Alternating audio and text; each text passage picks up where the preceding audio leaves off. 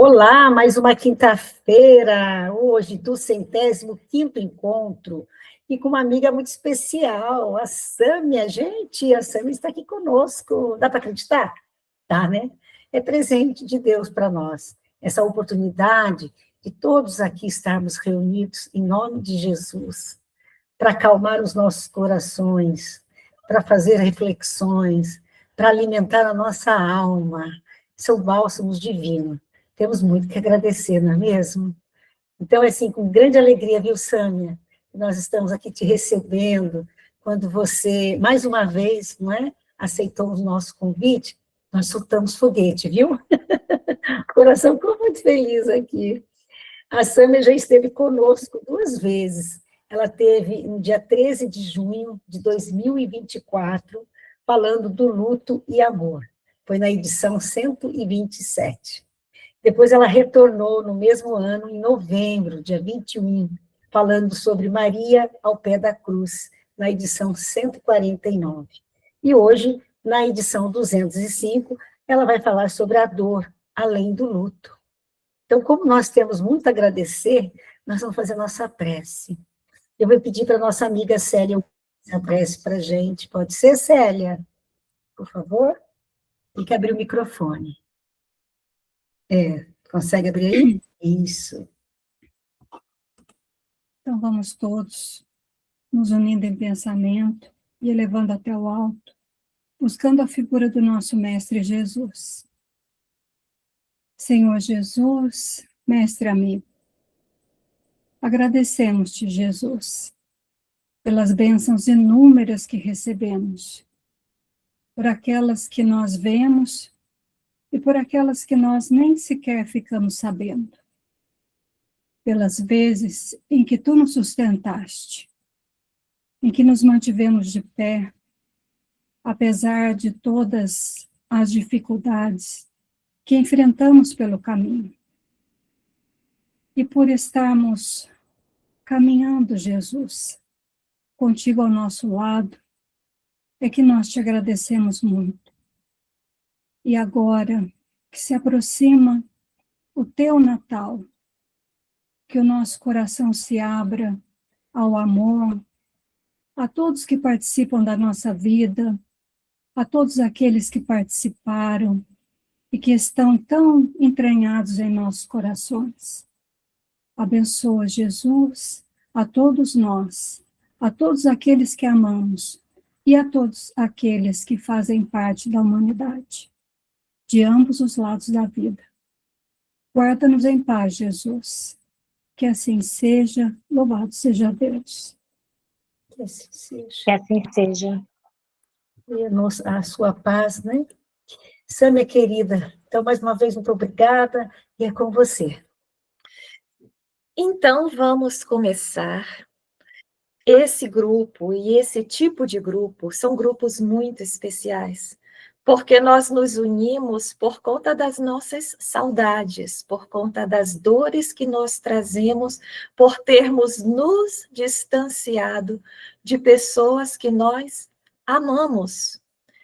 E é natural, é normal, vejam bem, esse processo de luto. Muitas vezes as pessoas, a sociedade, veem o luto como se fosse uma doença, como se fosse um estado em que a pessoa tem que despertar e acabar logo com esse luto, mas não é. Né? Mais e mais os estudiosos da área de psicologia, da área do comportamento, colocam: nós precisamos passar pelo processo de luto. O luto não é um evento que começa e acaba. Pronto, chorei, enterrou, acabou. Não é. Ele é um processo que caminha no tempo. E esse processo é diferente de uma pessoa para outra.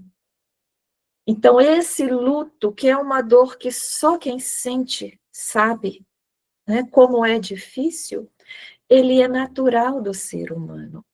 E não é igual de pessoa para pessoa, mas com todas as suas dores, todos os conflitos, todos os porquês que a gente traz por conta da pessoa que desencarnou, mesmo assim, ele é considerado um luto saudável. O que é um luto saudável? É um luto que acontece no processo que acontece, em que ele vai se transformando com o tempo. Ele é diferente porque nós somos cada um pessoas diferentes, portanto, cada um vive o seu luto de maneira diferente. E ele segue e ele vai se acalmando.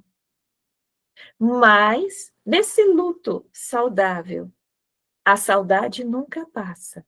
O amor que nós sentimos nunca passa. A dor pela falta da pessoa nunca passa. Mas ela se acomoda, passa a fazer parte de nós. Nós vamos nos acomodando a esse novo modo de ser, sem a pessoa fisicamente perto de nós. Mas o nosso tema são as dores além do luto. E o que nós pretendemos conversar hoje? O que se anexa ao nosso luto e que não precisaria se anexar? Quais são as dores que nós acabamos permitindo que entrem e se unam à nossa saudade, à nossa tristeza, e que pioram a nossa situação, pioram o nosso sofrimento? É sobre isso que nós vamos tentar refletir juntos. O que é o meu luto e o que é algo mais. Essas pedras que foram colocadas dentro da minha dor e que pioram a minha dor, que atrasam esse processo de asserenamento dessa dor, tá? Então, a gente pode colocar que essas dores, além do luto, elas são emoções que complicam o nosso luto, né? Que estão além da saudade, além da dor natural. E elas possuem, a gente pode didaticamente dividir que elas possuem origem interna, ou seja, são situações que eu crio dentro de mim, dentro das minhas emoções, tá? Que extrapolam o luto natural, mas elas podem ser também de origem externa, ou seja, da sociedade, das pessoas que acabam criando situações que machucam o enlutado. Então, eu posso me machucar com as minhas emoções descontroladas, com as dores, os traumas que eu trago do passado, né, e que se somam ao meu luto e pioram a situação, com crenças que eu trago, com conflitos mal resolvidos que eu tenho, e também as pessoas de fora podem nos prejudicar, às vezes querendo ajudar nesse processo de luto, tá, gente? Então, por exemplo, o que nós podemos dizer que nós mesmos fazemos para complicar o nosso luto? Vejam que nós colocamos, e nós já sabemos disso, que as pessoas que estão enlutadas, cada um passa pelo seu processo de luto de maneira diferente, e isso é plenamente natural. Por quê? Porque uma coisa que interfere no nosso processo de luto é a nossa personalidade, é o nosso modo de ser. Então, uma pessoa expansiva, ela tende a falar mais sobre a situação, sobre o luto dela, de como foi, como aconteceu. Ela conta a história, ela repete, ela precisa ouvir, ela precisa ter pessoas perto dela. Ela gosta de pessoas, se sente mais acolhida, mais consolada, com os amigos perto. Mas uma pessoa mais reservada, que não é tão expansiva, ela é mais introspectiva, ela pode querer o silêncio, ela pode não querer falar nisso com os outros, ela pode querer ficar com a dor dela, mas quietinha, ela não é tão expansiva como outra, ela não vai ficar falando. E muitas vezes é uma pessoa que, quando ela está sofrendo, ela não quer os outros por perto fazendo barulho, ela vai para o quarto, ela se isola para sentir a dor dela, para lembrar da pessoa que ela ama e desencarnou. Tá? Então, essas diferenças de personalidade são naturais e diferenciam o nosso luto. tá? Mas tem algumas coisas que complicam. O que eu posso dar de exemplo? Quando nós temos histórico de depressão, por exemplo. Eu já tenho uma tendência à depressão natural na minha vida, que eu vou administrando. Se eu perco uma pessoa querida, a tendência é que a depressão aflore. Então, isso é uma dor que é acrescida ao luto, porque eu tenho essa tendência à depressão que eu não consegui vencer. Outras pessoas já passaram por lutos anteriores, e isso acontecia muito na pandemia, passaram por lutos anteriores, sofreram com aqueles lutos, e de repente, quando vem mais um luto, a pessoa não sofre simplesmente a dor da saudade, mas vem o pavor, vem o medo de ser mais um. Então, as dores e as saudades se multiplicam, né? Quando nós perdemos a pessoa querida por uma perda violenta, e aquilo nos desequilibra pelo inesperado, né? De como a pessoa faleceu, e por imaginar o quanto a pessoa pode ter sofrido naquele momento de violência, seja um acidente, seja um assalto, o que for, né? Então, são coisas que nos traz um medo, um desespero, e que também aumentam a nossa dor. Sem contar que nós somos todos espíritos imortais, e que já viemos de vidas pregressas, trazendo muitas experiências na bagagem. Trazemos experiências boas, experiências maravilhosas, mas trazemos também muitas dores mal resolvidas. Vejam bem, muitas vezes em existências passadas nós tivemos vários traumas, várias dores em existências passadas. E nós renascemos com isso mal resolvido. Não quer dizer que nós fomos os algozes, o que provocou dores dos outros. Pode ser. A gente pode ter sido vítima também. Nós podemos ter sido vítimas de grandes violências, podemos ter morrido, né, nessa situação.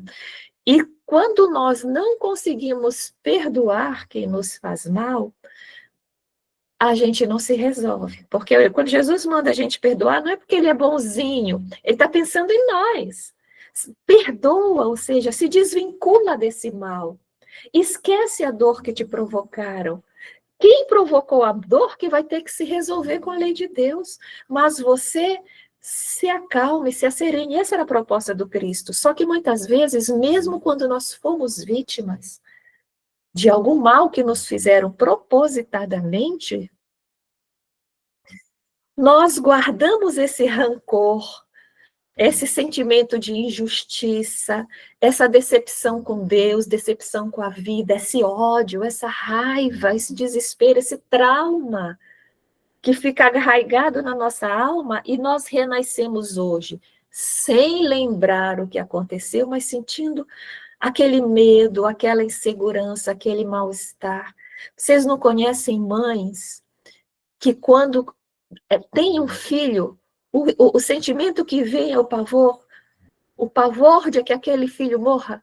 Da onde vem esse pavor? Que ela super protege, não põe o pé no chão, não vai, não pode passear, não entra na água, porque às vezes nós trazemos esse trauma mal resolvido do passado, da perda de alguém querido, e quando a gente reencontra um filho que é alguém querido também, nós temos medo, não é um medo natural, todo mundo tem esse medinho, mas um pavor de que qualquer coisa a gente acha que o menino vai morrer.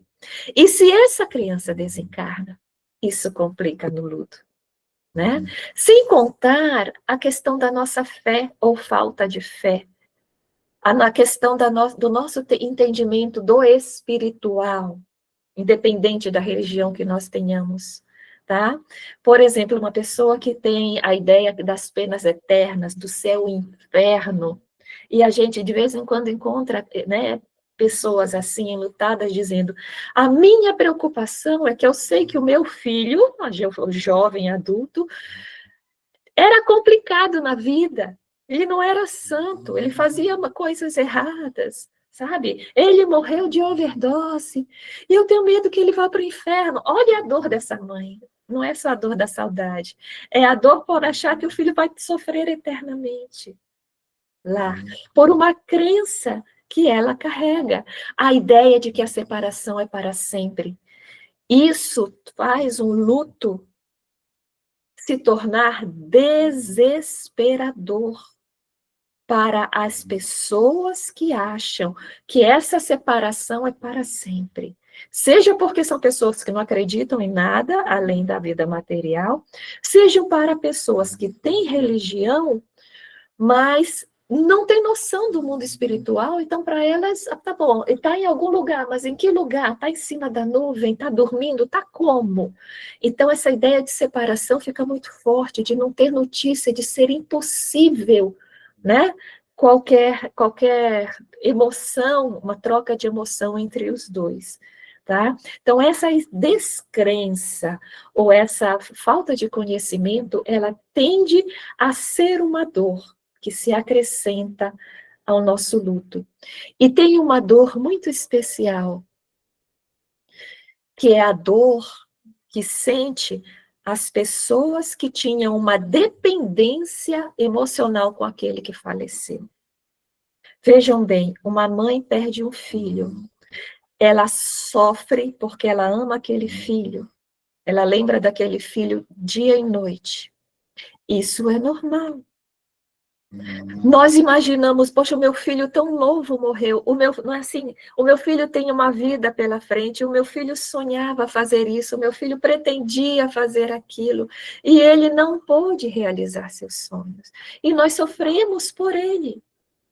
Mas quando nós temos a dependência emocional do filho, no nosso exemplo, o filho pode ser outro, o que significa? Que aquele filho era a nossa bengala emocional.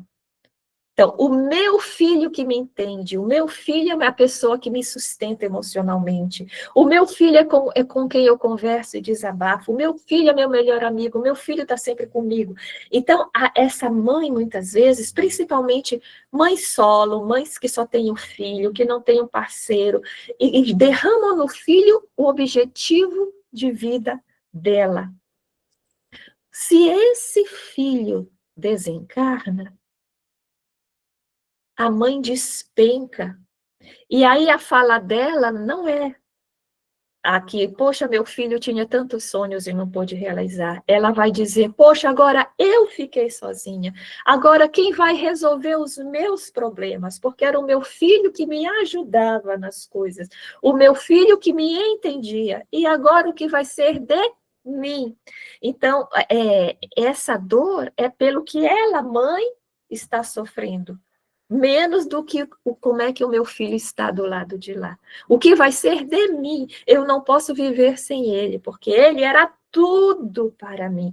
Então, você vê que existe uma dependência emocional entre essa mãe e aquele filho, e que agora ela ficou sem chão.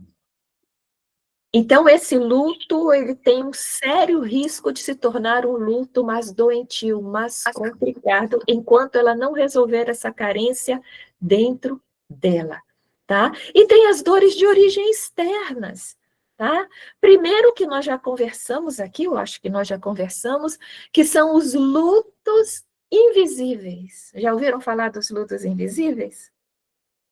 Os lutos que a sociedade não reconhece, ou que tem preconceito com esses lutos. Vou dar um exemplo. Se morre um gatinho meu que eu amo muito, todo mundo diz, não, eu vou arrumar outro gatinho para ti. Não, mas eu quero aquele, eu não quero outro gatinho. Eu estou sofrendo porque aquele meu gatinho todo dia me esperava, ia atrás de mim, para onde eu ia, dormia lá na cama comigo, né? Lá no pezinho da cama, me acordava. Tem uma história, mas as pessoas não respeitam. A pessoa, a mãe gestante, que perde o bebê, tem um aborto espontâneo. Qual é a frase que a sociedade diz? Não se preocupa, você é jovem, você vai engravidar de novo.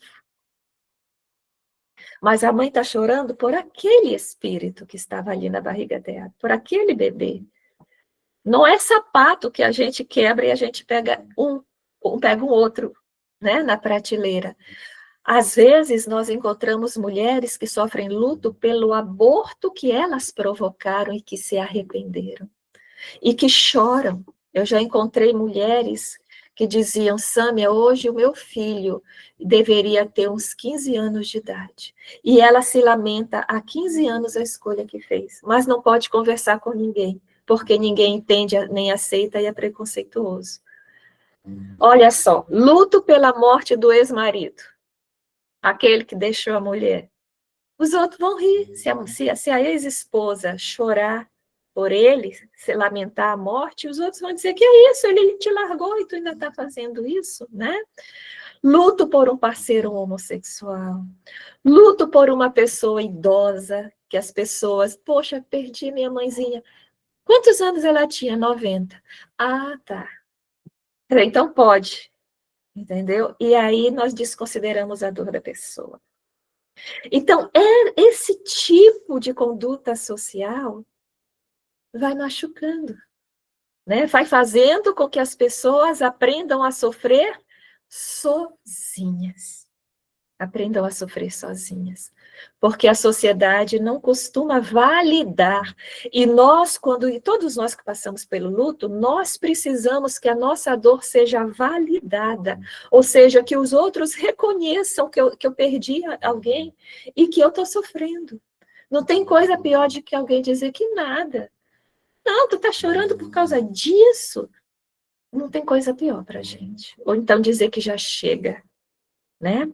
Aliás, um outro motivo de causa externa, que causa uma dor em nós, que não precisaria, é a insensibilidade social ou familiar. Ao contrário dos lutos invisíveis para a sociedade, tem vezes que as pessoas não têm sensibilidade para lidar com o nosso luto. E às vezes a gente não imagina quanto é difícil para a sociedade não saber o que fazer para as pessoas que nos amam, os nossos amigos, os nossos parentes. Quando a gente está num processo de luto, eles não sabem o que dizer. Eles não são preconceituosos, eles não estão desmerecendo, eles só não sabem o que fazer. Eles nos veem num estágio de dor e às vezes acabam falando besteira, né? E às vezes acabam falando aquelas frases famosas, né? Do tipo, para de chorar que a tua família precisa de você, né? Ou então quando chega para a gente e diz, olha, eu sei bem o que você está passando. Não sabe, não passou por isso. E mesmo se passasse, a nossa história é diferente da dele. Então as pessoas ficam colocando essas frases, olha, ele onde tiver não quer te ver sofrendo. Se tu sofrer, ele vai sofrer também. Aí a pessoa mistura o sofrimento com culpa. E nós conhecemos o nosso grupo, gente que foram para lá e dizem isso, né? Que as pessoas, para consolar, disseram, olha, o teu filho está sofrendo. Fazia uma semana que essa senhora tinha perdido o filho. Uma semana. E foram na casa dela dizer, olha, eu vou te dizer, tu está fazendo o teu filho sofrer, porque você está sofrendo e ele está sentindo. Aí a mulher ficou assim. Aí, olha o conflito na cabeça de uma mãe que está sofrendo a dor do filho, que foi desses que morreu de um ataque cardíaco adolescente repentino, e alguém ir lá, como amigo, dizer, para de chorar porque o teu filho está sofrendo. Aí ela passou a ver o filho dela sofrendo. Até ali ela se consolava que o filho estava sendo recebido, que o filho estava perto de Jesus, aí a mulher vai lá e quebra. Aí ela correu para o grupo para receber um amparo nesse sentido, né? Ou aquela, não, para de chorar, você é uma guerreira, você consegue, vai em frente, foi Deus que quis assim. Entendeu? Deus quer algo melhor para ti. Ou como eu já ouvi, olha, se Deus levou, é porque para boa coisa ele não ia dar. Meu Deus, era bebezinho nesse caso, né? Então, às vezes, Deus tirou de perto de ti. E essas pessoas vão falando essas coisas para a gente. Né? O tempo cura as feridas, vai passar. Na verdade, as pessoas começam a querer que a gente pare de chorar para não incomodar. E aí a gente sofre, porque a gente não sabe o que sente nesses momentos, né? Teve um senhor que colocou na última reunião nossa do grupo, que ele disse assim, Sâmia, eu vim do enterro, eu vim do velório eu vim para cá para a reunião. E eu passei, e a gente estava comentando mais ou menos sobre isso, e ele disse, e eu cheguei lá, é um amigo muito próximo meu, né? E de muitos anos, ele contou a história lá, e ele perdeu uma pessoa da família, parece que era o pai, que tinha falecido. E eu fui lá, no velório, quando eu vi ele, eu cheguei lá e disse, e aí, fulano, tudo tranquilo? Olha o que ele perguntou, tudo tranquilo? Aí o amigo respondeu, tranquilo não, eu perdi meu pai. E ficou indignado com a pergunta. Ele disse, Sam, toda vez que eu encontro ele, eu pergunto, e aí, tudo tranquilo? E eu fui perguntar isso no velório do pai dele. E aí o rapaz se desesperou. Como tranquilo? Como é que eu vou estar tranquilo? Então é assim. E nesses casos, se nós guardarmos mágoa e guardarmos indignação, aí nós vamos piorar a dor do luto, porque aí a gente vai ter um luto revoltado com a sociedade, revoltado porque ninguém nos entende, porque ninguém nos apoia, e a gente complica a nossa situação. Então, a proposta nessas situações é pensar, é o jeito deles de tentar se aproximar, porque eles não sabem lidar com esse tipo de dor. E é difícil mesmo. Eles estão tentando consolar, mas não sabem como. Então, eu vou ficar, esse modo de pensar ajuda. Eu vou considerar que eles querem o meu bem, estão tentando me ajudar, e vou desconsiderar as frases que eles falaram para mim. Porque aí a gente se acalma. Se a gente se indignar, se chatear, não vai adiantar. Então, nós temos esses processos que pioram a nossa dor, né? É normal, e aí a gente tem que deixar isso bem claro, logo que nós passamos pelo processo de luto, logo que aquela pessoa querida morre, e o processo se inicia, ele se inicia muito tenso, muito forte. Então, ele pode começar, dependendo das pessoas, alguém começa com desespero, com grito, passando mal. Outras pessoas se fecham e entram no estado de apatia, de torpor, como se o cérebro estivesse tentando meio apagar a gente para que a gente não sofresse tanto. Então, pessoas que ficam mais apáticas. E outras que se desesperam. E aí vem muitos sentimentos nesse início, eu disse início do processo de luto. Pode durar dias, pode durar alguns poucos meses, em que vem a raiva do mundo, vem a raiva pelas pessoas que não fizeram nada, vem a raiva por si mesma, a pessoa se culpa porque devia ter imaginado que podia acontecer alguma coisa, podia ter evitado que o filho se envolvesse em tal coisa que levou à morte. E aí vem o sentimento, muitas vezes, de vingança, veio o desespero, veio o questionamento, por que Deus fez isso comigo? O que foi que eu fiz errado? Nós começamos a questionar a nossa religião, se aquilo vale a pena mesmo, se rezar vale a pena mesmo. Nós perdemos a nossa fé. Todos esses conflitos, eles vão surgindo juntos, e isso é considerado normal. Raiva, culpa, culpar os outros, autoculpa, desespero, vontade de morrer para estar perto da pessoa que a gente ama, aparece de vez em quando. Apatia, depressão, essa depressão por conta do luto, né? Essa tristeza profunda, essa vontade de não fazer nada. Então, você conheço gente que fica um mês deitado na cama depois que o filho morreu, até conseguir se erguer na cama. Tudo isso, nesse início de processo de luto, é natural. Com o passar do tempo, que varia de uma pessoa para outra, a raiva vai amainando, você vai notando que o motorista não teve culpa, tá? Que foi um acidente, a vontade de de ir para perto, aí a pessoa já vai botando a cabeça no lugar que tem outros filhos, que tem a sua vida, que tudo aconteceu como tinha que acontecer, aconteceu e tem que tocar a vida. Então, os pensamentos mais saudáveis voltam, porque eles estavam nublados pela dor, eles vão clareando normalmente. Esse é o luto normal.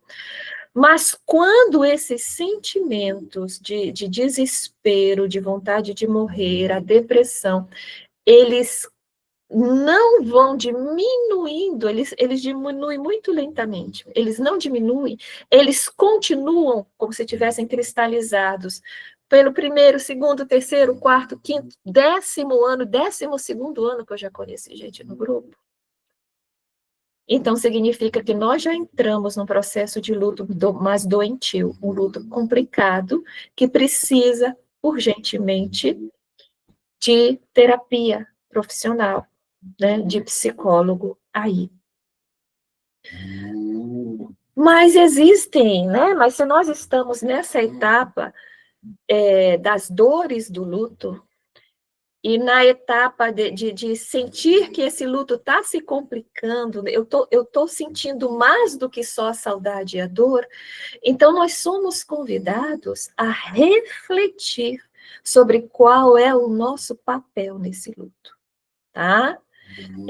A primeira coisa que a gente precisa refletir é que nós somos a pessoa ativa, a pessoa que age no processo. No meu processo de luto, sou só eu.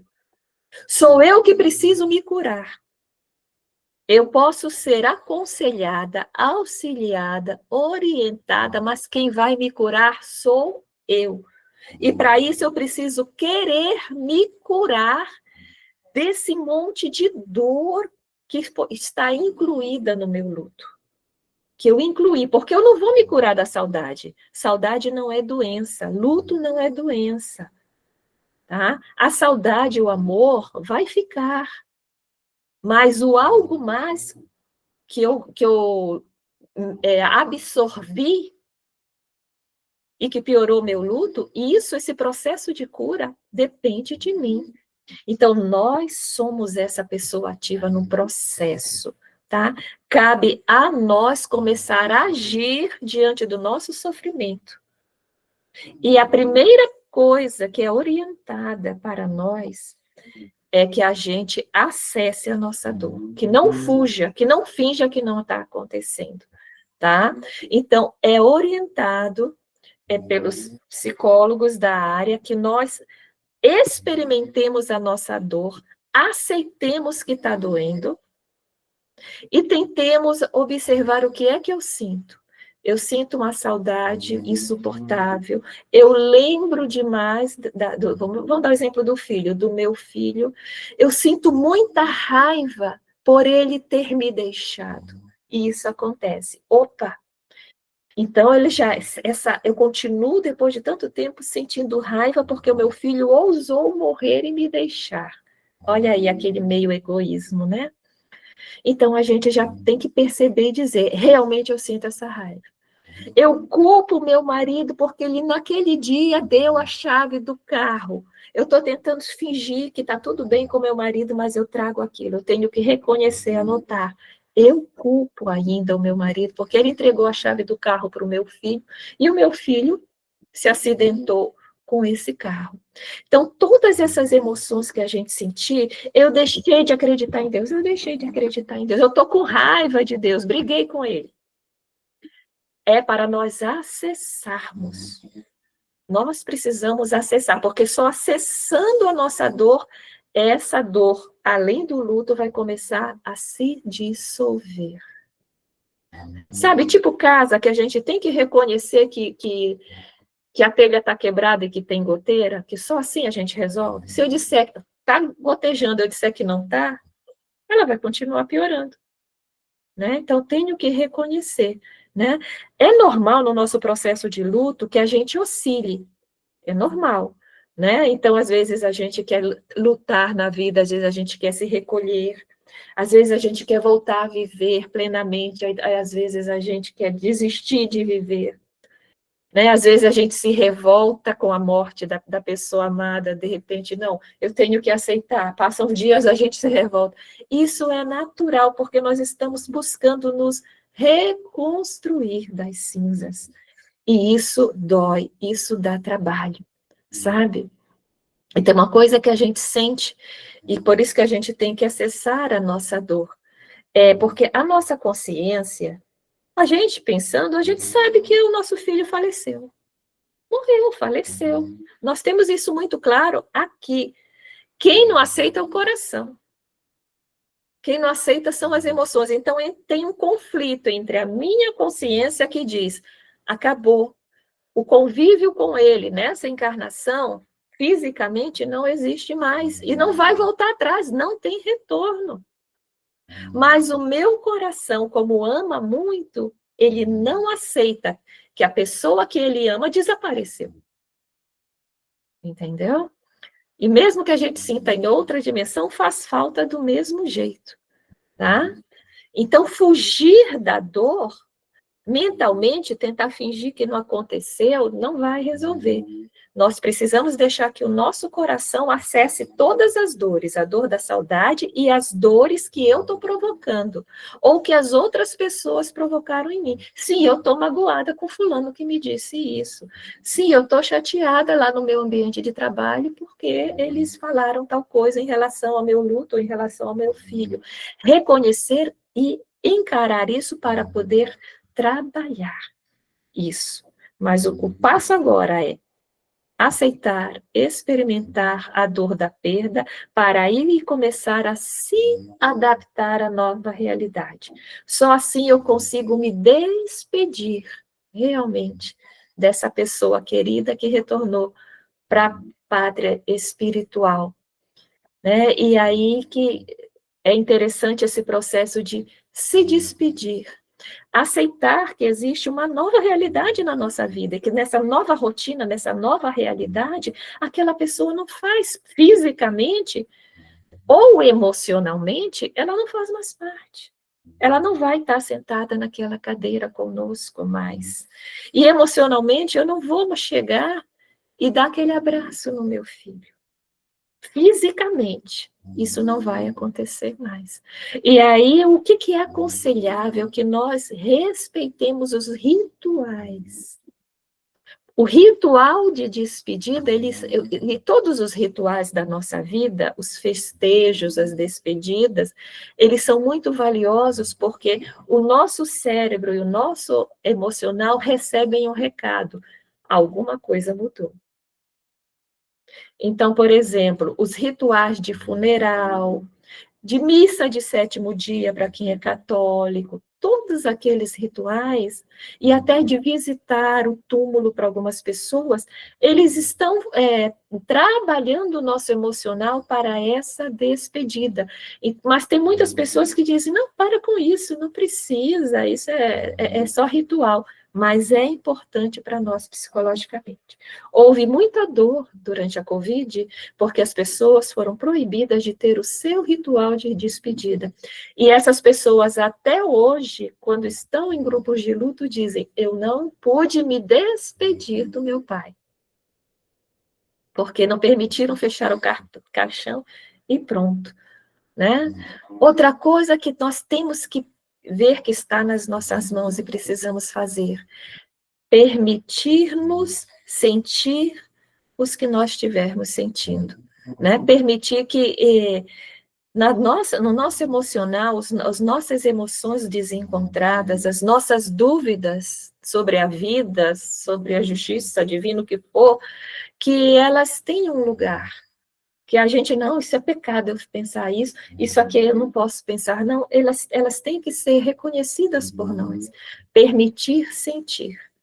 Tá? Se eu estou me sentindo sozinha, não, eu estou me sentindo sozinha. Eu estou agora sentindo vontade, cansada de viver, eu queria morrer, eu queria, sabe, reconhecer que nós somos pessoas que estamos fragilizadas, a nossa falta de fé. Então, essas emoções, quando vierem, vamos acolher. Eu, Sâmia, hoje, eu estou sentindo cansada, eu estou me sentindo muito sozinha, eu vou ficar comigo. E não lutar contra isso, porque é igual colocar esse sentimento numa panela de pressão, não adianta, ele explode, tá? E se eu nego, eu causo mais confusão nas minhas emoções, né? E vou me sobrecarregando. E esses sintomas, quando eu nego um sintoma, eu nego uma tristeza, não, sabe o que eu vou fazer? Eu vou sair, eu vou conversar com alguém, porque a tristeza está vindo, a saudade está vindo, e eu não quero, eu vou fingir que eu não tenho. Corre o risco de isso ir só aumentando e se complicando, porque eu não estou trabalhando isso. Eu estou fingindo que eu não estou vendo, tá? Algo que nós somos chamados a fazer também nesse processo de curar-se, que está nas nossas mãos, é perdoar. Perdoar todo aquele pessoal do luto invisível, por exemplo, que foi indiferente com a nossa dor, ou que fez descaso do nosso luto, ou que criticou porque achou que era exagerado, ou porque o motivo do luto era uma coisa que não tinha importância, ou aquelas pessoas que tiveram falas que nos machucaram, que desmereceram o nosso luto de propósito. Se nós guardarmos mais essa dor junto com o nosso luto, nós não vamos suportar. Então, o que a gente tem que fazer é sigam, mas eu vou seguir com a minha dor e só com a minha dor. Eu não quero carregar comigo as pedras que estão querendo colocar na minha dor, porque ela vai ficar pesada demais. Nós já trazemos uma dor muito grande para ser trabalhada. A gente não precisa aceitar os pesos que os outros querem jogar em nós. E só tem uma coisa, é perdoar, deixar para lá. Se quiser falar alguma coisa para a pessoa, fale com educação, como ela está sendo indiscreta, como ela está tocando no assunto que não tem nada a ver com ela, mas sem revolta no coração. Só dizendo, por favor, não se aproxime de mim se for com essa atitude, tá? Respeite a minha dor e eu respeito a sua opinião. E cada um segue em frente. É seguir em frente sem se permitir contagiar com a mágoa, com o rancor, com a culpa, né? Ou seja lá o que queiram nos impor.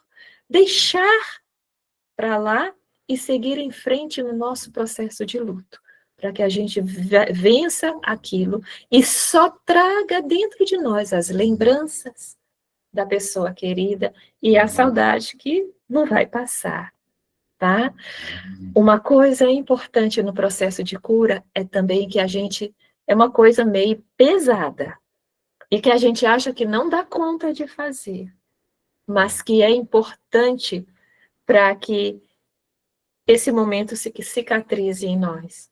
É entrar em contato com o momento da morte. Entender o que aconteceu. Entender o que causou a morte. Porque às vezes as pessoas dizem, não me conta como foi. Eu não quero saber. E isso fica em aberto. Então, é aconselhado que a pessoa leia a certidão de óbito para saber qual foi a causa da morte.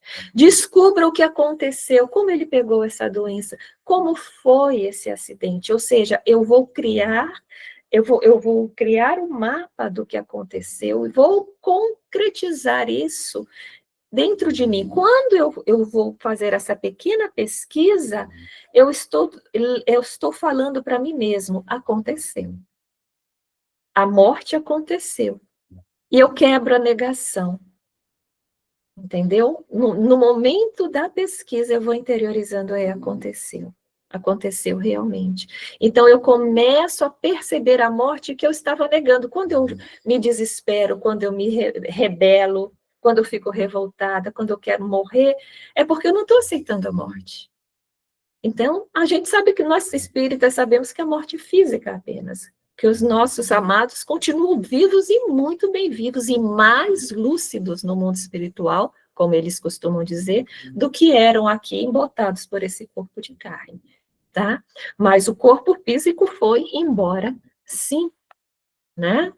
É normal que a gente, eu sinto o desejo de me unir a ele, mas isso vem da saudade que a gente sente. Eu quero estar perto dele. Se ele estiver embaixo d'água, eu vou para embaixo d'água. Se ele estiver no mundo espiritual, eu vou no mundo espiritual. Se ele foi para a China, eu vou lá na China visitar ele. A mãe não é assim? Isso é um sentimento natural que depois vai passando, tá? Mas quando eu começo a entender a morte, esse sentimento vai, de querer ir para junto, ele vai terminando, porque a gente vai aceitando com muita dor, mas vai entendendo o que aconteceu. Aliás, esse sentimento de querer morrer, se ele se prolonga no tempo, aí ele pode se passar por um desejo obsessivo, e aí nós temos que buscar ajuda, né? É o aconselhado, tá? E aí nós passamos a fase de precisar elaborar a dor da perda. O que é elaborar a dor da perda? É não tentar esquecer. Não, eu tenho que esquecer o que aconteceu. Como é que eu vou esquecer? Eu vou esquecer do meu filho? Eu vou esquecer que ele esteve aqui, que eu fui presenteada convivendo com ele durante um determinado tempo da minha vida? Então, nunca vamos tentar esquecer a pessoa que a gente ama e que desencarnou. Não é essa a porta de salvação. Nós temos, sim, que lembrar dele quantas vezes nós quisermos.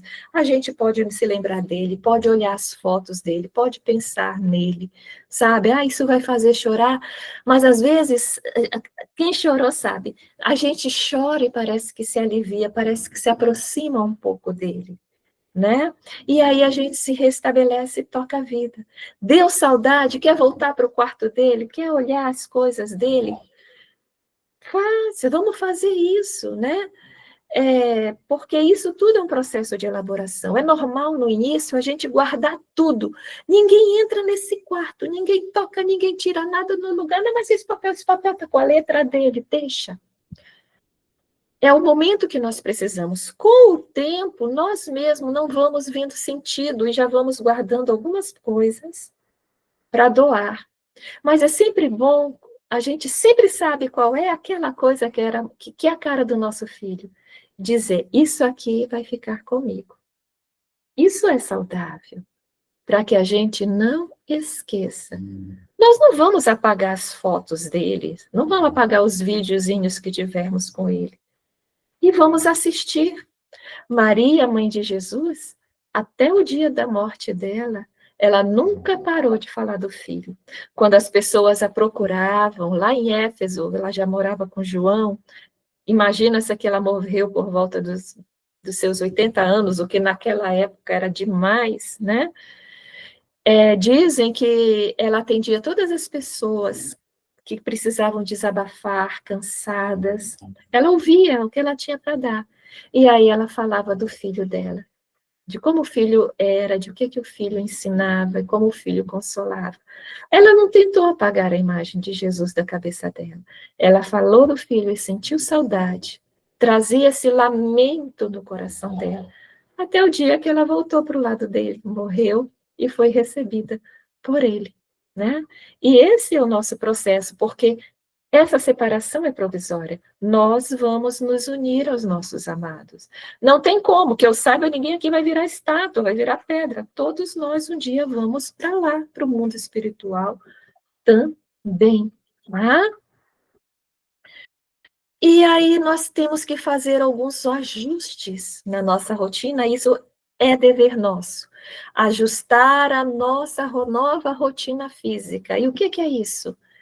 Nós temos que perceber que a pessoa que desencarnou, ela tinha administrativamente, algumas funções. Não, era ele que comprava o gás, era ele que pagava as contas, né? Então, nós temos que nos reorganizar para assumir esses papéis ou para que isso seja redistribuído. Quando é um filho, principalmente um filho pequeno, é muito difícil porque a rotina era nós que íamos arrumar o quartinho dele, era nós que fazíamos o alimento dele, era nós que organizávamos os brinquedos dele, ensinando ele a fazer junto, nós que dávamos o banho, brincávamos, levava para a escola, né? Enfim, nós cuidávamos desse filho. E agora nós temos que reajustar essa rotina. O que que nós vamos fazer com tanto tempo livre? Né?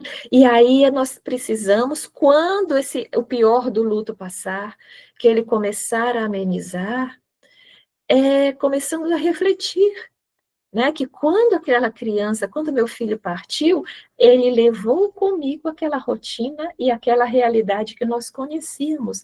A minha rotina foi embora quando meu filho desencarnou. Então, é preciso que eu coloque algo no lugar desse tempo que sobrou e que eu uso hoje para chorar. Entendeu? Então, nós vamos tentando começar a nos reestruturar. O que eu vou fazer com esse tempo? Como eu vou preencher as lacunas que apareceram na minha vida, tá? E aí nós somos desafiados a realizar novas atividades em nome dele, para preencher essas lacunas. Algo por nós, que nós não tínhamos tempo de fazer. Se lembra que a gente conversou, Rosana, no início, a questão do tempo, que antes de começar, a gente estava conversando, que as mães abrem mão da sua vida, dos seus sonhos, por conta dos filhos. Se os filhos, infelizmente, desencarnaram, é hora de eu pensar nos meus sonhos depois que o processo do luto amenizar. Aquele curso que eu deixei de fazer, aquele trabalho, né, que eu suspendi para criar meus filhos e que eu posso assumir uma atividade voluntária, o que seja. O que nós não podemos é promover o nosso próprio desamparo.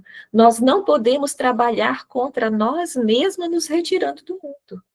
Não é essa a proposta. Vamos retornar ao mundo, vamos lutar para nos ajustar à nossa nova realidade, porque só nós podemos fazer isso por nós.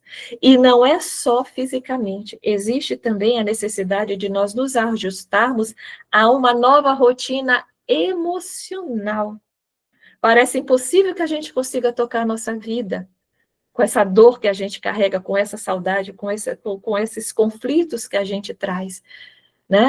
E aí nós temos que aprender como é que eu vou trabalhar o meu emocional, que estava adaptado ao meu filho também, né? A família toda, mas ao meu filho também. Eu emocionalmente, nós quando convivemos com a nossa criança, nós trocamos energias. Essa energia amorosa que nós nos retroalimentamos com qualquer pessoa que nós amamos. Veja que uma família ela é uma teia de troca de energias. Quando um sai repentinamente, toda a família sente, até se reequilibrar. Isso não é esquecê-lo. Eu me reequilibrar emocionalmente é honrar o meu filho, que eu nunca vou esquecer, honrá-lo vivendo, honrá-lo me adaptando à nova realidade, mesmo que eu esteja lamentando a morte dele, né? Então, ao invés de nós buscar esquecer, não, eu tenho que esquecer isso para poder viver, não. Ao invés disso, eu tenho que reposicionar no meu coração, onde existe essa saudade que nunca passa, né?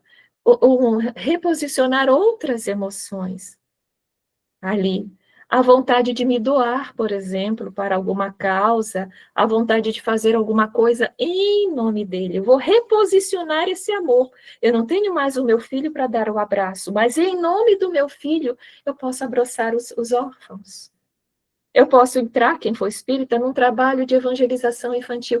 E cada vez que as crianças entrarem na sala, eu vou abraçar o meu filho através de cada abraço que eu der nessas crianças. É a proposta de ajustar a minha rotina emocional. E às vezes a gente vai desempenhar papéis nessa readaptação emocional que a gente não estava acostumada, porque a gente só doava o amor para os filhos. E agora eu sou convidada a doar o amor para alguém ou para algo que represente o meu filho.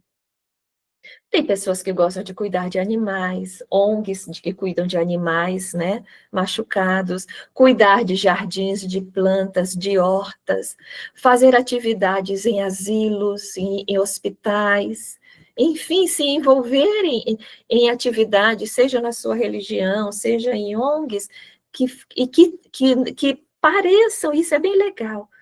A gente pensa, o que meu filho gostava de fazer? Então, eu vou fazer por ele. Isso se eu me sentir bem. Então, poxa, o meu filho adorava, de vez em quando ele trazia um cachorrinho ali abandonado. Mãe, eu vou trouxe aqui, cuida dele. Aí eu vou tentar arrumar um dono, né? Aí passa um tempo, mãe, achei essa ninhada aqui de gatinho. Então, poxa, isso também me faz bem. Eu vou me envolver num trabalho de cuidar dos animais em nome, em honra ao meu filho. Essa é a proposta de autocura que também está em nossas mãos, né? E, por fim, ouvir o nosso coração, né?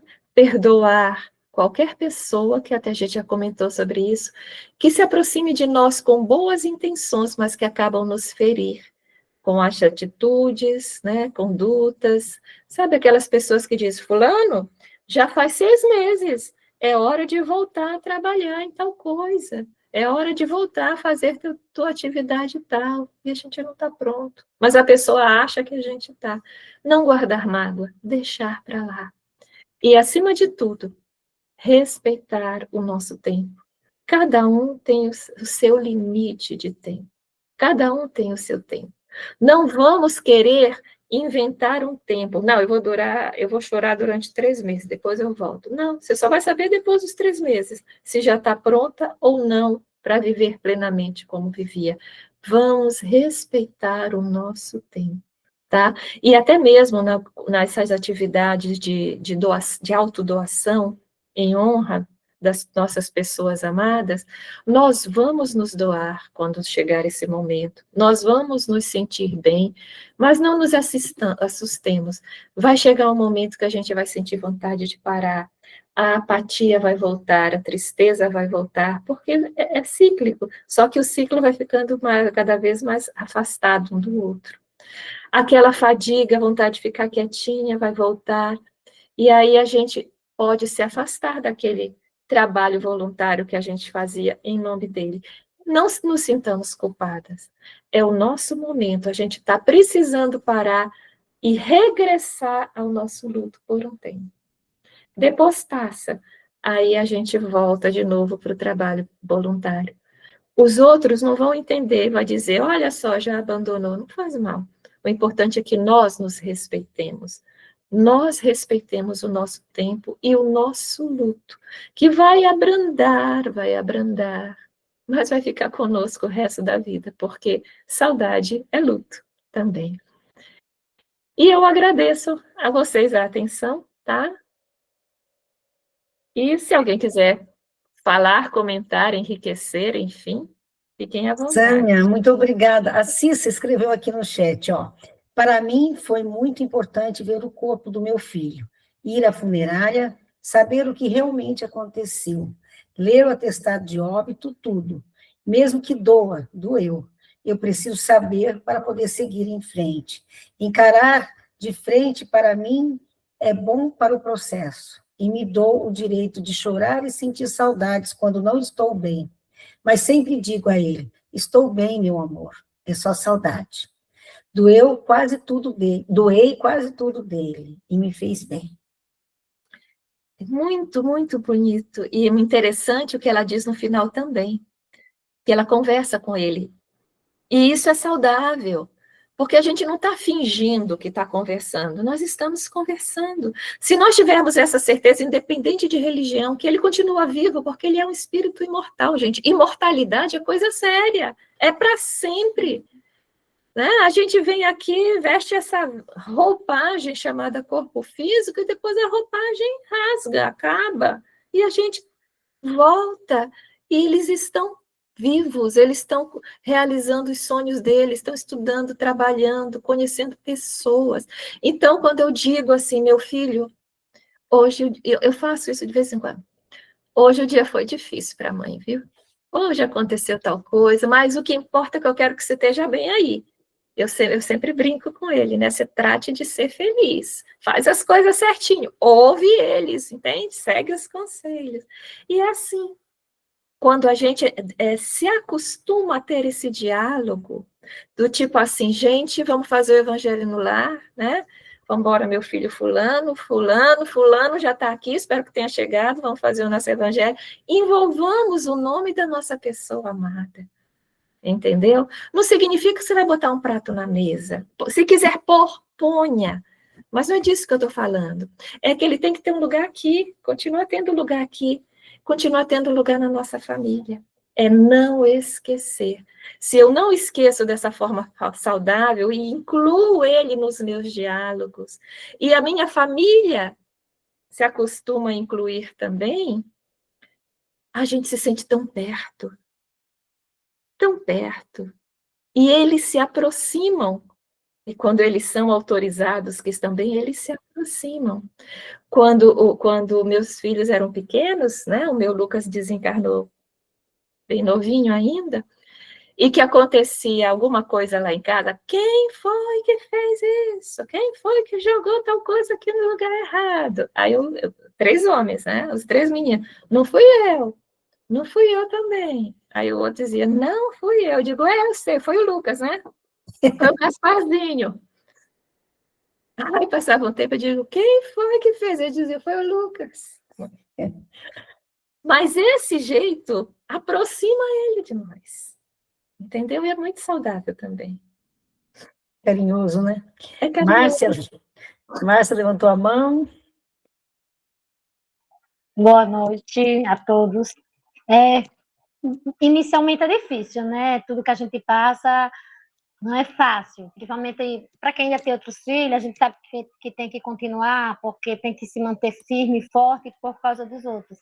Como não é o meu caso, né? Minha filha era a única, mas hoje, assim, hoje não, já tem desde que eu entrei no grupo, que eu não durmo sem abençoar minha filha, e me faz tão bem, sabe?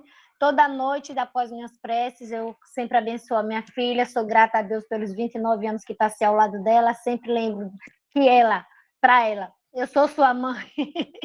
Sim. Eu sempre lembro, sou sua mãe, um dia a gente vamos nos reencontrar. Mas a saudade é muito grande, e eu sempre, aqui em casa, a gente comenta dela todo santo dia, porque sempre tem algo que acontece que faz, se a Gisele estivesse aqui, ela ia reclamar, se a Gisele estivesse aqui, ela ia fazer assim, né? Que eu brinco com meu esposo, eu digo, eita, quando eu chegar lá, ela vai dizer, mas mãe, a senhora não me deixou em paz um dia só, um dia tocou no meu nome.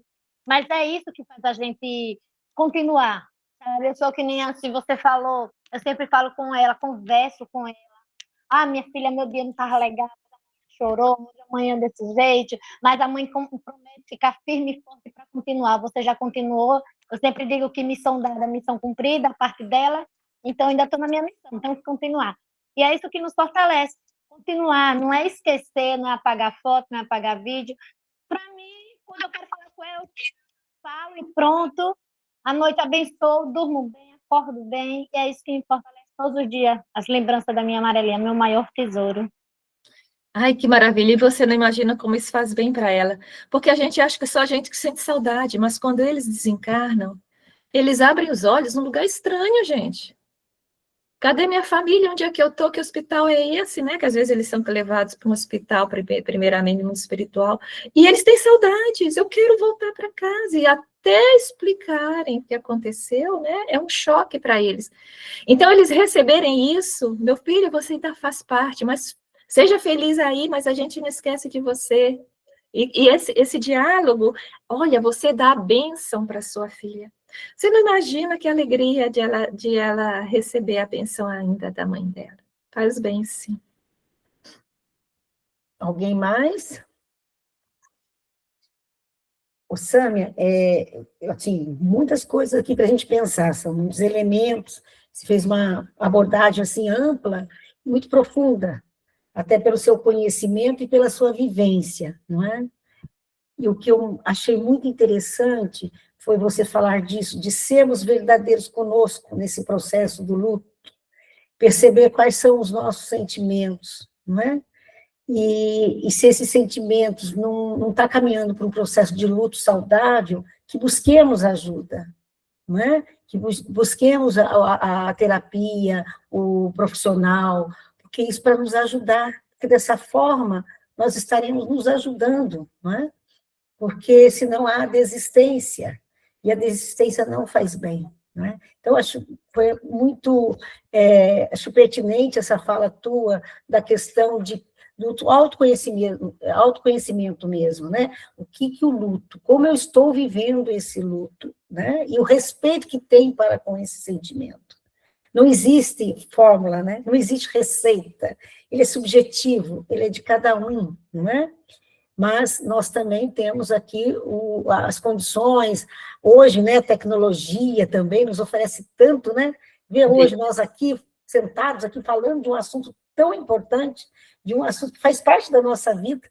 Lá atrás, a gente não tinha isso, né? Então, a gente já tem esse caminhar também enquanto humanidade, não é? Verdade. Poder se unir, né? Se unir as nossas dores e assim nos curarmos juntas, né? Sim, nossa, nem fale, muito proveitoso. Gostei demais. Então, gente, estamos aqui na hora já, né? Vocês sabiam que a Sâmia tá a passeio, gente, porque dificilmente, ela está sempre trabalhando, ela está na cidade vizinha, passeando, e vizinha nada, né? Florianópolis, que vizinha. E ela cedeu, olha só, e ela nos deu de presente, né, esse momento conosco. Obrigada, viu, Sâmia? Obrigada mesmo. Eu que agradeço, é um presente para mim também. Nossa, nem fale, é uma alegria muito grande. E, Sâmia, eu vou apresentar para você meu marido, ele está aqui na sala, o Cirilo. Cadê o Cirilo? Fala boa noite aí, bem. Olha lá. Abre o microfone. Oi, gente, boa noite a todos. Boa noite, Sâmia. Prazer em conhecê-la, viu, querida? Boa noite, prazer em te conhecer, Cirila, também. A gente fala tanto dela aqui, né? E aí você não conhecia, né? Assim, virtualmente, mas é um virtual presente, né? Sim. Então, vamos aproveitar. Você faz a prece para a gente, encerramento. Mas, Sâmia, mais uma vez, que Deus te abençoe muito, e a gente vai se conhecer pessoalmente em janeiro, se Deus quiser. Você vai para lá? Eu vai vou. Legal, então a gente se conhece. Aí o Elahine falou assim, vai lá que eu quero te apresentar a Sâmia. Eu falei, será que eu vou conseguir? Porque eu só vou passar um dia lá. Eu só vou passar o sábado. É o sábado, eu só vou passar o sábado. Então. Aí eu já não vou poder ficar por causa da mamãe. Montei um esquema para cuidarem dela, para eu só sair na sexta-noite, no sábado à noite estar em casa. A Rita vai estar lá também, a Célia Umi. A Rita levantou a mão. Fala, Rita, se animou aí? Falou do céu, ela se animou. Eu levantei a mão porque tem uma pergunta lá no chat para a Sâmia. Tem. Tá bom? É a Júlia, mas na verdade é a Anne que está fazendo a pergunta, que a Anne está usando o tablet da filha. Eu queria saber por que desde a data do meu filho, desde que o meu filho partiu, não sai da minha cabeça que ele chora por mim, já que ele era muito apegado a mim. Olha, podem ter vários motivos. Tá? Primeiro é porque você sabe que ele, sendo apegado a você viu várias vezes ele chorar porque você estava se afastando, como todas nós vimos, principalmente a criança pequena, né? A criança não quer ir no primeiro dia para a escola porque não quer ficar longe de nós. Se nós vamos sair, a criança chora porque não quer que a gente saia, e fica que a gente sai, a gente volta e pede para alguém pôr no colo. Às vezes a gente sai escondida para a criança não ver a gente sair. Então, isso fica na nossa cabeça, e como ele está lá, você tem essa impressão que ele está chorando, né? Pode ser um outro motivo que você tenha, logo que ele desencarnou, realmente ele tenha chorado. Realmente ele tenha pedido pela mãe. É possível que você tenha percebido isso, tá? Só tenha uma certeza, minha irmã, que ele é um espírito imortal que estava numa situação como criança infantil.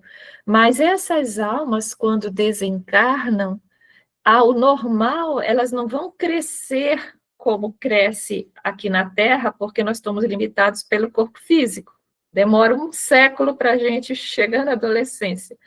Não, lá eles libertos do corpo físico, o corpo espiritual é outra história. Eles vão despertando, lembrando quem são, se assenhorando dos valores de que eles têm e retornando a uma idade adulta facilmente. Entendeu? Então, esse período infantil é extremamente pequeno, claro, variando de espírito para espírito, tá? E que, com certeza, hoje, ele já está mais lúcido, mais seguro e até feliz. Até porque o cuidado que a espiritualidade tem para que eles não se sintam sós é muito grande.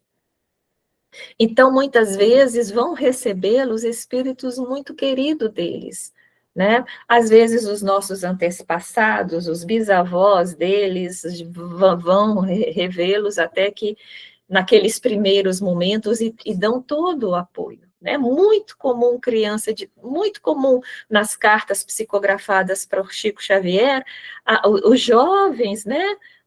Tem casos os três filhos do casal desencarnaram, então de 12 anos, já muito mais lúcido no mundo espiritual, logo depois escreveu em nome dos três, né? Então ele dizia que eles estavam todos bem, mas a menina que tinha, não me lembro se era 7, 8 anos, né? A irmã dele era a que ainda chorava, mas ela só chorava quando ela sentia que a mãe entrava em desespero. Não é chorar, é em desespero. Minha filha, por que você foi? Sabe aquela coisa mais doentia. Então, quando a mãe entrava em desespero, olha só como existe um vínculo entre nós e eles. A filha sentia lá e começava, mamãe. Aí os irmãos e os avós estavam com eles, cuidando deles, tá? A parentela desencarnada, iam lá, amparava a menina e a menina acamava. E ele contou da vida dele e disse, mamãe, tente se equilibrar mais nesse sentido, porque a fulana ainda é muito sensível à sua dor. Né? Então, às vezes, você pode ter percebido alguma coisa nesse sentido, mas não se preocupe. O que se vê das mensagens psicografadas por Chico Xavier é que eles são acolhidos, de modo que eles se sintam plenamente seguros. Quando eles têm condições, a espiritualidade traz para visitar vocês. Então, durante o sono, da importância da gente orar, se preparar para as noites de sono. Nós somos desdobradas, e eles vêm, nos abraçam, matam a saudade, porque eles também estão num processo, vamos dizer assim, de luto da vida física. E aos poucos eles vão amadurecendo e não estando tão dependentes mais disso. Então, tranquilize o seu coração, tá? Se você continuar sentindo isso, respeite, é o seu momento, mas tranquilize que não é o seu filho que vai ser a exceção, todos são amorosamente acolhidos lá. Obrigada, Sâmia. Célia? Eu tenho uma dúvida que eu sei que a doutrina, ela esclarece e isso ajuda a gente a suportar as provas que a gente tem que passar. Até um tempo atrás, eu vou fazer uma comparação, mas aí eu vou chegar na minha pergunta. Se dizia que a gente não devia falar para as pessoas que estão com câncer que elas deviam perdoar, porque a gente estaria jogando nas costas dela a culpa por ela estar doente, acrescentando mais um sofrimento além do que ela já estaria passando. E hoje a própria medicina traz, né, aponta para esses caminhos que é necessário perdoar, né, para a gente conseguir não ter doença e até se curar. Então, agora eu chego na minha pergunta. Hoje em dia há uma fala que a gente não pode falar sobre suicídio, sobre as consequências, tudo mais e tal. E, né, que eu, pessoalmente, eu acho que a doutrina veio para esclarecer. Então, isso daí é um dado que deve ser levado em consideração. Agora, especificamente, eu não sei o que falar para uma mãe que perdeu um filho através do suicídio, porque a finalidade da doutrina também é consolação. Então, assim, o que poderia ser falado? Essa é a minha pergunta.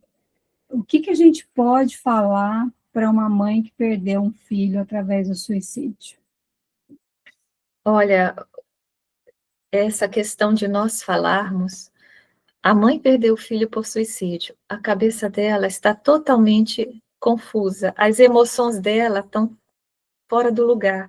Os conflitos que uma mãe que perde o filho dessa maneira são muito diferentes da que o filho desencarna, sei lá, que não foi suicídio, que não foi por conta própria.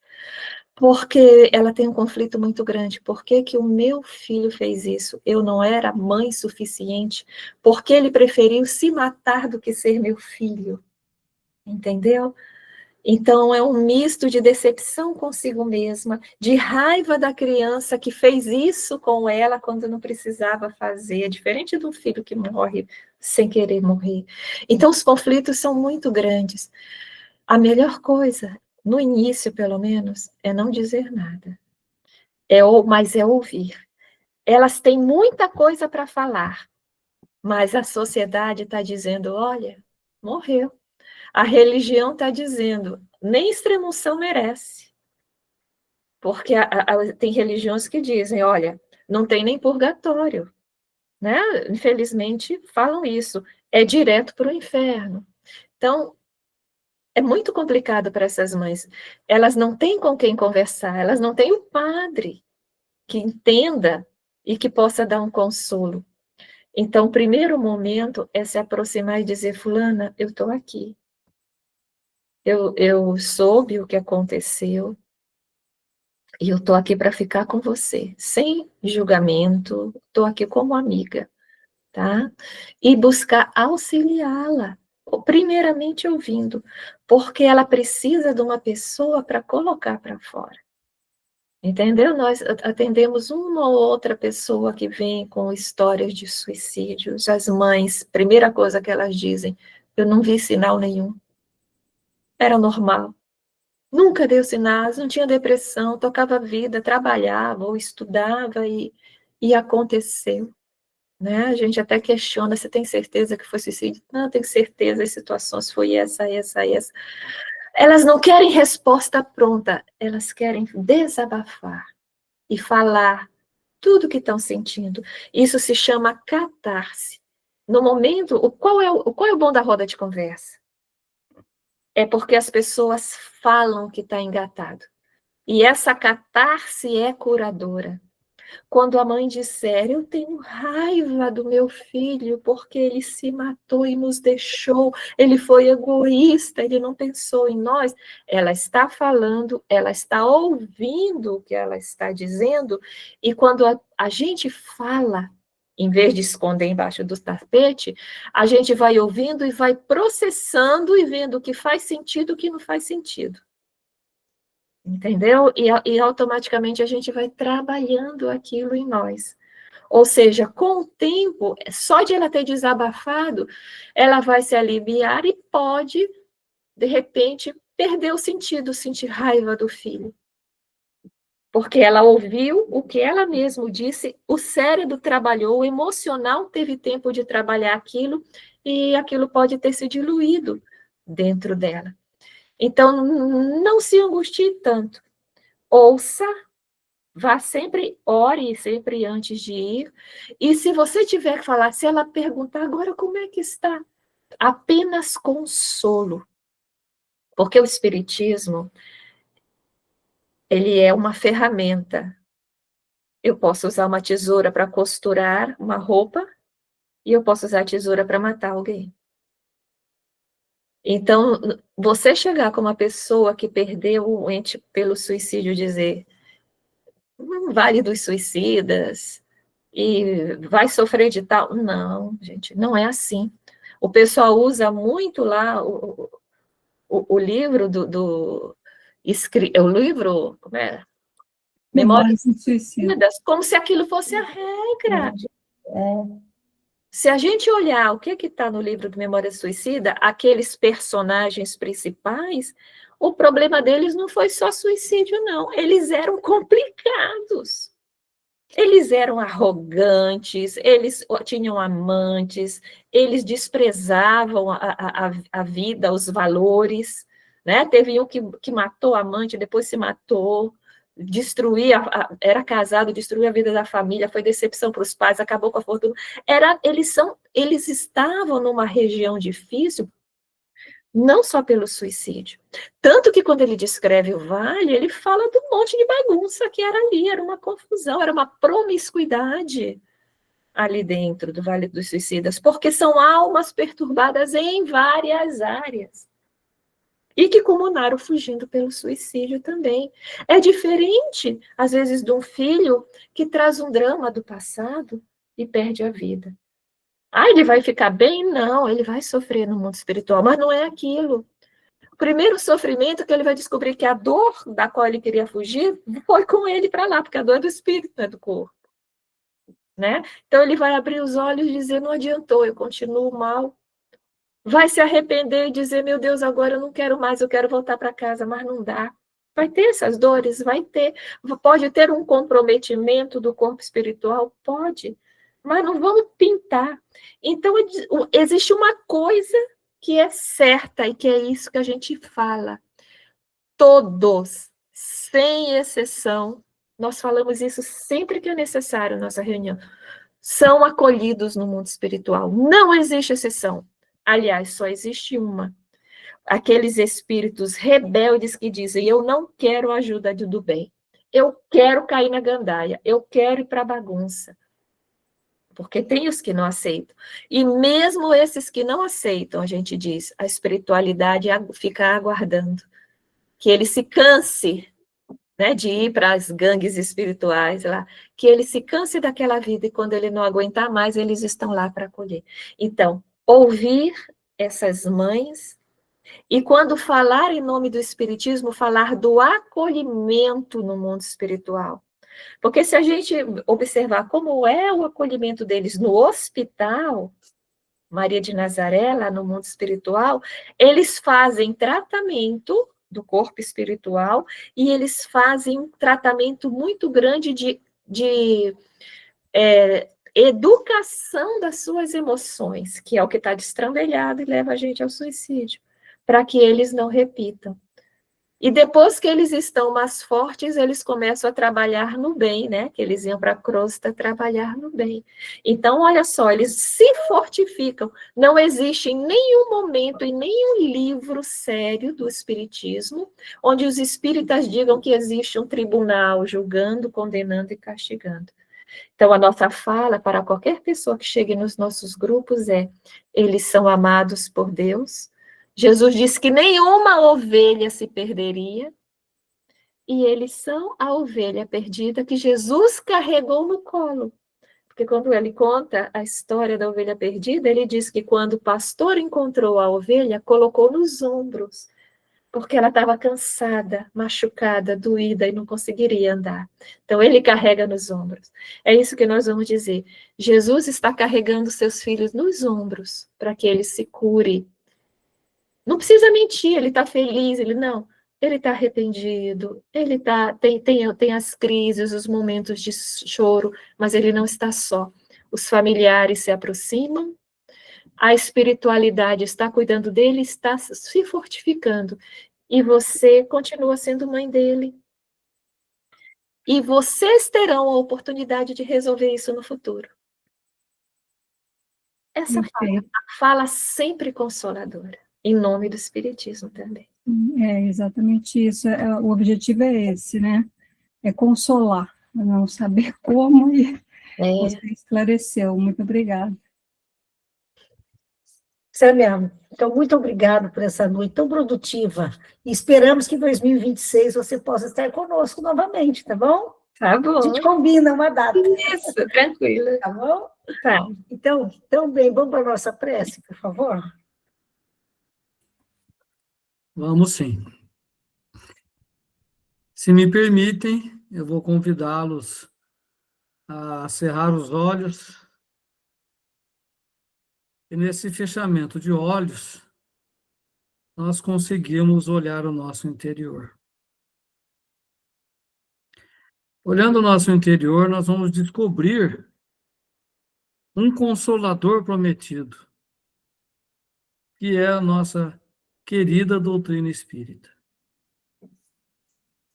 Essa doutrina bendita, essa religião bendita, tem todas as ferramentas necessárias para que nós conduzamos de forma melhor cada um dos nossos dias.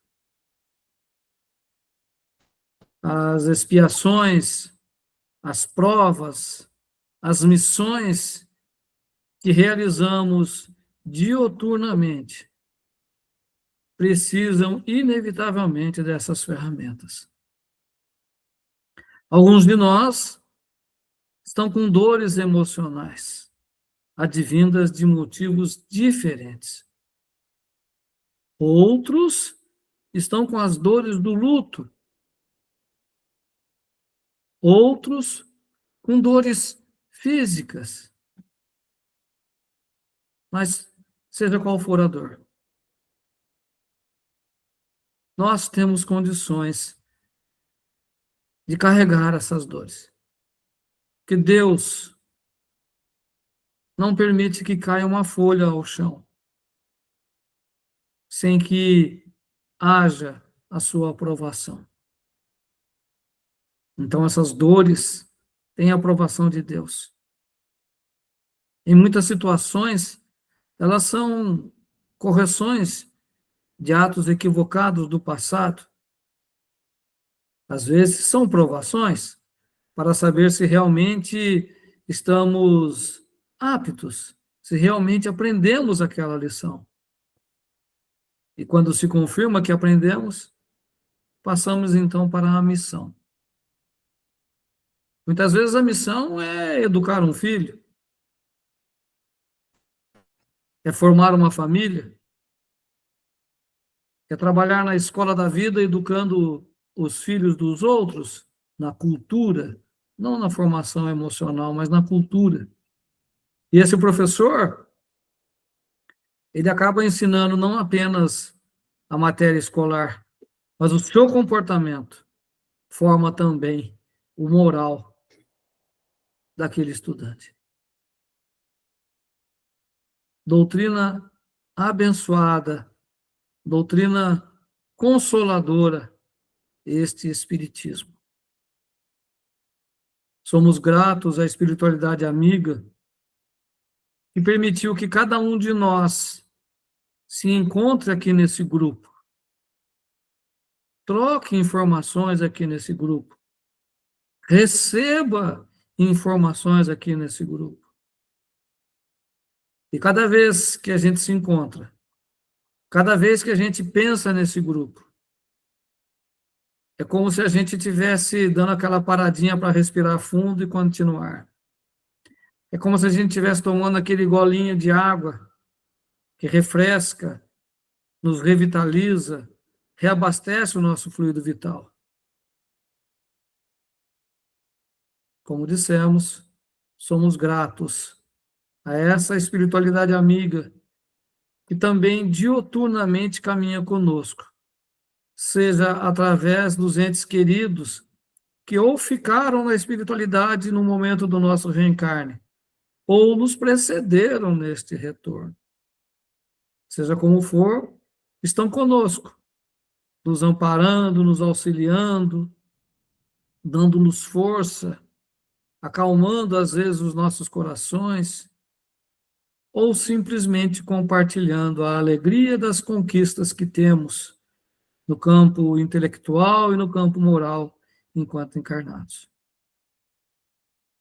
Somos gratos uma vez mais pela bênção desta hora e por este banquete de conhecimentos que recebemos, sejamos nós encarnados, sejam os amigos desencarnados que hoje estão aqui conosco, e que possamos, cada um de nós, ter uma boa noite de sono, uma boa noite de descanso.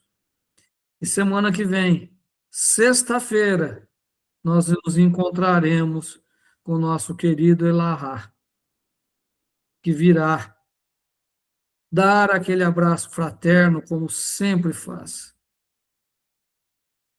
E vamos ouvir dele, com certeza. Abre aspas.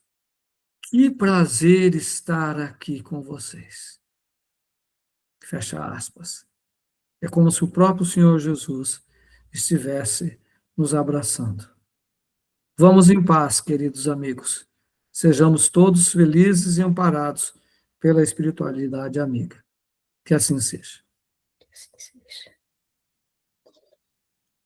Sâmia, mais uma vez, muito obrigada, viu? Foi um presente divino mesmo, você aqui, semana que vem, Elahá, um presente para nós. Nós sabemos do grande trabalho que vocês têm, né, que vocês representam para nós, para todo, não só para os brasileiros, mas excede fora das barreiras brasileiras, esse trabalho de amor, de união e de acolhida. Muito obrigada, viu? De grande consolo. Deus abençoe muito. Obrigado, meus queridos. Boas festas, né? Nós e as nossas saudades, mas excelentes festas para todos vocês. Que assim Gratidão. seja. Pode abrir o microfone e dar tchau, gente. Gratidão. Boa noite, obrigada. Boa noite, obrigada. Boa noite. Boa noite. Bom, feliz Boa noite. Muito obrigada. Boa noite. Tchau. Tchau, gente. Até semana que vem. Hoje, querido.